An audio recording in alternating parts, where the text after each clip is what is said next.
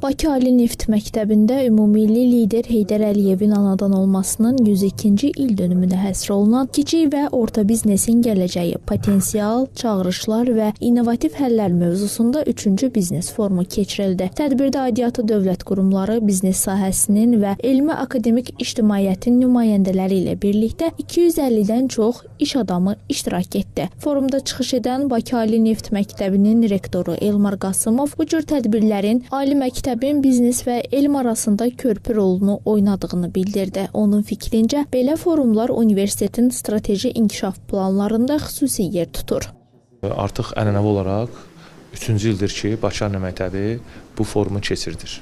Bu cür forumlar da təbii ki, bizim potensiallı tələbələrimizin həm üzə çıxmasında, həm də tələbələrimiz bu panellərdə iştirak etməklə həm yerli, həm qlobal səviyyədə gedən hadisələri izləyirlər və ona qiymət verirlər. Digər tədbir iştirakçıları ölkədə KOP sektorunun inkişafının iqtisadiyyatın şaxələndirilməsi, məşğulluğun artırılması və innovasiyaların təşviqi baxımından vacibliyini vurğuladılar. Natiqlər KOP-ların üzləşdiyi əsas çağırışlar, rəqabət qabiliyyətinin artırılması və dövlət dəstəyi barədə fikirlərini səsləndirdilər. Qlobal kontekstdə yanaşanda ümumiyyətlə KOP subyektlərinin maliyyə ehtiyacları 5 trilyon qiymətləndirilir. Yəni böyük bir rəqəmdir.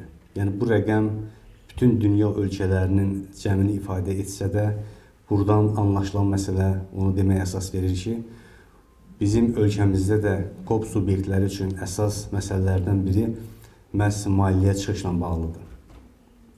Biz KOBİ olaraq bu istiqamətdə müvafiq addımlar atırıq. Dövlətin müxtəlif dəstək alətləri var. Sahibkarların şəxsi səyləri və bacarıqları hesabına çox böyük irəliyə gedə bilmir. Burada ikinci bir sektor, akademik sektorun gəlməsi lazımdır. Sahibkarlara lazım olacaq beyin məhsulunu universitetdən götürməsi, universitetdə yaranmış beyin məhsullarını kommersiya sektorunda tətbiq etməsi baxımından biz belə deyərdik ki, bu formatda, bu platformalar sahibkarlığın inkişafı üçün zəruridir deyə bilərik bunu. Daha sonra forum çərçivəsində panel sessiyalar təşkil olundu. Sessiyalarda müxtəlif sahələr üzrə mütəxəssislər KOP-ların rəqabət qabiliyyətinin artırılması, idarəetmə modelləri, maliyyə ədaləti və rəqəmsal transformasiya mövzularında fikir mübadiləsi apardılar.